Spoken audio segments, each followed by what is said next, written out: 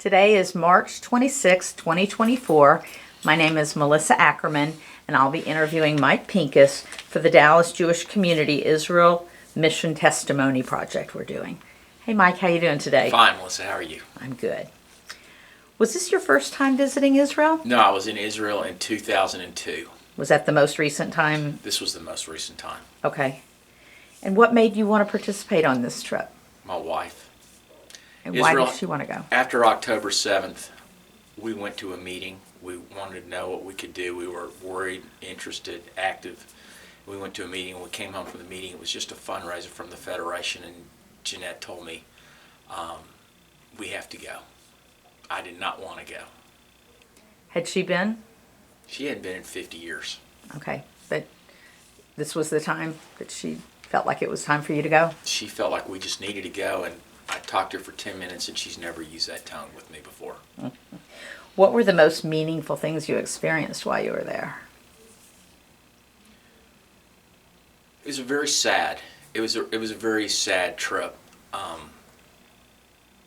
Israel's a really modern, beautiful society, and they were attacked. They're very sad. They don't act hateful. They act like they've been hit. To me, they felt like they've been hit by a hurricane or some natural disaster. They don't talk about how evil these people are, this or that. They just, something terrible happened on October 7th, and now they're dealing with the aftermath. Mm-hmm. Defending themselves, building back the society, building back their personal selves. Were the people that you talked to happy to see a group coming there? Were they welcoming? Yes, they were very welcoming. They wanted to give us a hug. They wanted to give us a hug for ourselves. They wanted to give us a hug for us for coming. Mm-hmm. They know we got issues in America, and they were concerned about us too, and we all felt like we're all fighting the same battle. People don't like Jews in the world for one reason or another, but there's always a reason. Did they feel like that America was supporting what they were doing? Very much so. They can feel that American Jews are supporting them. Mm-hmm. They didn't talk about American politics. They didn't. Mm-hmm. They have their own thing they're going to do, and they're going to do it anyway. They weren't as alarmed about what's going on in our politics like we are here. Mm-hmm. They're doing what they have to do, and they don't care. Did you have any special experiences? Did you meet any people before or after the trip that do anything that really impressed you or that you want to talk about? People that went with this, I'm glad to know there's other people that care so much, and there's such nice people that are on the trip with us. They were a support group for us. We heard horrifying stories, and it was upsetting to all of us. We were glad we could be there for the people who told the stories. It just felt like we're a big family. We've been attacked, and it was good that we could be together, but it's sad why we have to be together. What were some of the things that you did on the trip that meant something to you or had the most impact? Did you visit kibbutz or we visited kibbutz. Before the actual trip started, we went on a tour. Jeanette and I went on a tour with David Deutsch from Dallas. His brother was a tour guide, and he took us all over the old city. You know, a walking tour? Walking tour, and it took 4 hours. We ate in it. I never had that in-depth of a tour of the old city. Mm-hmm. And then when it was over, they took us in an archaeological dig on the other side of where the wall is, and we sat, and he played music for us. And the music was overwhelming. You know, he told us the story of Yerushalayim, Shel Zahav, but he translated to English to us. And just to hear the words, all Israeli songs, the Hatikva, the music is heart-wrenching. Mm-hmm. So that was emotional for us. It was really cool that we were there. And I've been to Jerusalem before, but now I feel like I kind of know the city a little bit better, and it's really gorgeous. Yeah. Do you want to go back anytime soon? Yeah. We're going to take my grandchildren when I turn 70. Which will be in 35 years. What would you like to see happen based on the experiences you had on this trip? You know, just for us, there's a lot of things that could happen, but just for us, in America, anti-Semitism in America is rampant. We can't fight the war in Israel. We can support them, but we can't fight it. So I think we have to take the bull by the horns in America. There's gonna be attacks in this country. I feel convinced about it, and I think we're being a little. They were complacent in Israel. That was a message that we got from the generals that spoke to us. They felt like they were safe. They just didn't think this was going to happen. How you could be 500 yards from Gaza City, where we stood there outside of a kibbutz, or that close to where the music festival was, and think you're safe, or not think that there's terrorists right there. Mm-hmm. I don't know, but they felt that way. Something's going to happen in America. It's a constant battle, and we think it can't happen. You go in synagogues in Europe, and they take your passports, and they put you through metal detectors, and they make you go in one at a time, and then we stand outside, just walk in freely, and act like nothing's going to happen. So, I mean, are we going to wait till something happens? I hope that we don't, and I'm trying the best we can not to. Was the trip what you expected it to be? Yeah, I expected the trip to be. That's why I didn't want to go. I don't want to go and be sad all the time. Mm-hmm. I prepared myself. I gripped myself. I knew what was going to happen. But I cried my eyes out for 4 days. Mm-hmm. It was not fun. No. And so I hesitated. But you didn't expect this to be a fun trip. You knew. I knew it wouldn't be a fun trip. I thought I would deal with it better. Mm-hmm. But I didn't deal with it that great. We just heard things that just, you feel bad for them. You feel bad for the plight that Jews are in. You feel bad for the people that went through it. You feel bad when we saw the soldiers at the army base, that the poor kids wondered why we were all there. They're all eating lunch, and they're through with the heavy fighting, so they're just eating lunch. Look like college kids waking up, walking with their flip-flops at 12 o'clock in the morning, but they're out on patrol all night long, so they don't get in till 4 or 5 o'clock in the morning. So then we walk in and we read them notes that we brought from Solomon Schechter, and we're explaining to them, we're from the Federation in Dallas. We're Jews. We're here to support you. Okay, great. And I said, I got letters from kids to read. Would you like me to read one? And they're written in crayon from Levine Academy. So I open up the first one, and it says, "Dear IDF soldiers, thank you so much for defending us against Hamas. We love you. We're behind you." And I'm like, oh, God, it's going to get me right here. It's like, that's terrible. And so then you ask which one. Are you married? Are you married? And this one kid says, yeah, I'm not married. And I'm from France. I made Aliyah from France. They all speak English really good. Yeah.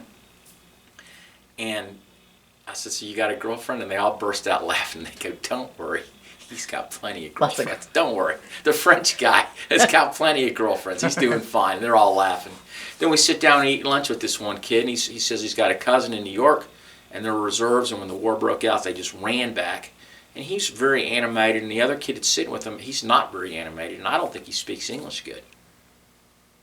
And so we're just sitting there eating lunch, visiting, and I asked him if he watched Fauda. You ever watch Fauda? I haven't, but I know it. I know about it. I asked him if he watched Fauda, and he said, yeah, I love Fauda. And I says, well, what's it like when you go out there? I says, is it like Fauda? And he goes, well, yeah, it's kind of like Fauda. What is Fauda? Tell me a little bit about it. Okay, so Fauda is a show that's on Netflix, or it's on America. It's worldwide. It's one of the most popular TVs worldwide. It's about Israeli, not secret agents, but a super commando group that goes into Palestine, and they get involved in all these different issues. But the leader of the group is this guy Duran, and Duran goes rogue all the time, and he's crazy, and he's dangerous, and he's always putting himself in horrible situations. But the whole show is no Duran. But is it based in current times, or? Yeah, okay. It's based in current times. Mm-hmm. And one of the guys that's on the show, actually, Duran was actually in the IDF. So these guys were actual soldiers. They actually did these parts that they play. They were actually commandos. Uh-huh. But Duran is nuts. So I asked the guys, is this what it's like? Is it like Fauda? And he goes, yeah, it's kind of like Fauda. Then he goes, but we're not like Duran. Oh. And then the commander, who was about 40, stands up. These kids are all in their 20s. The commander's about 40, stands up, and he's explaining to them that we're from a group from the Jewish Federation of Dallas, and we've donated for this and that, or whatever it is. And he goes, they came, we want to thank them for the great lunch we brought them, because I asked them, do you eat like this every day? It's great. So the one kid says, we don't eat like this every day. He says, but the Israeli army is the best fed army in the world. And he goes, so we have a great lunch, and I want to thank them for the lunch. And then he says, the rabbis have asked if they can give us a blessing. So the kids have been kind of jovial they're not in heavy fighting right now. They got up and they're kind of riding around at night, and their heavy fighting's over. And we've since learned they've been sent home, so that's good because people that went with us have got their emails and their texting and their WhatsApp, and they're getting good news from them. So we're all happy. None of them got hurt. So people are keeping up with some of the folks that you met? Yeah, they're keeping up with them. So the rabbis go around, and the rabbis put their hands on these young kids' heads. And when the kids saw the rabbis come like that, they all put their heads down, and it got really solemn. And it was like we all started to cry. These kids are going out every night. They're going out that night, and they're going out, and the rabbis are, please bless them and keep them safe and keep them out of harm's way and all this. And everybody is losing it. Then we all stand up, and we sing Hatikva. And we're all put the arms around the soldiers and we're singing. Well, I can't hear that song. If it played on the radio, I'd start crying. But every time when I'm there and we're standing there with the soldiers, and the soldiers are watching us, it is their national anthem, but they're watching us and what it means to us, and everybody is getting really not good. Yeah. So we gather ourselves, and it's getting ready for us to get back on the bus, and Jeanette walks over to the young kid that wasn't talking, that sat and ate lunch with me. And she says to the two of them, how y'all doing? Are you married? And one kid's not married. The other kid says, yeah, I am married. And then the minute he says it, he starts turning green. He starts looking really awful. What was wrong? And so he looks at Jeanette and he said, I don't know why she struck him that he talks. He speaks English. He just didn't feel like talking. He wasn't so jovial. And he's not a reserve. The rest of them are reserves. The reserves get to go home every 12 days. They send him home for 2 days. This kid's in active duty. He hasn't been home since October 7th. It was in And it's February. It was in February or whatever it was, whenever we went. It's been a long time. And he says, my wife had a baby, and I haven't seen her yet. I haven't met my baby yet. And he starts to cry. And him and Jeanette just fall in each other's arms. And so I looked at that kid. I said, that kid's homesick. You think it's funny. These kids are all having fun. It's fun and games. Now they look like frat boys. But they go out, they put their guns on, and then they go, you want to take a picture? They only got one Jeep they let us take a picture in because they're using all of them, and they don't want people seeing what they're carrying with them, I guess. So I don't want to look at that one, but there's a picture of me with the rabbi and Jeanette, and I look awful. And that's how the whole thing was. The whole day was a miserable, miserable day.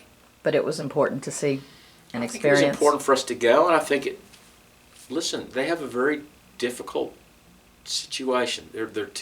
It's too small of an area to defend. We got a big area to defend here, though. So I don't feel like they're the only ones in the fight. I don't feel that way like God does Israelis. We always say the Israelis are the last line of defense. Why do we stand behind the Israelis? Why do we stand behind them? We should stand in front of them. Why do we always rely on the Israelis to fight our battles? We got battles right here. They're not going to fight us over here. We got to fight them ourselves. And I fear for that day. I'm looking out the window right here. There's no fence out here. Okay. So I thought it was important for us to go. I'm glad people know about it. And you would recommend that it's felt safe when you were there? I felt safe. We had to wear flak jackets once, but I don't think we needed to. A man was speaking to us at the music festival, and all of a sudden rockets shook the earth. And so everybody jumped. You could see the cameras on everybody's cell phones. The rocket shook the cameras, and then it kept going off. And the guy, he started laughing, the speaker. He goes, don't worry, they're ours. Those are the good guys flying out. They ain't shooting us. We'd all been running if they're shooting rockets at us. No, those are our rockets, but they must have been like Very right close. next door to us. That was when you were at the music festival? Yeah. Okay.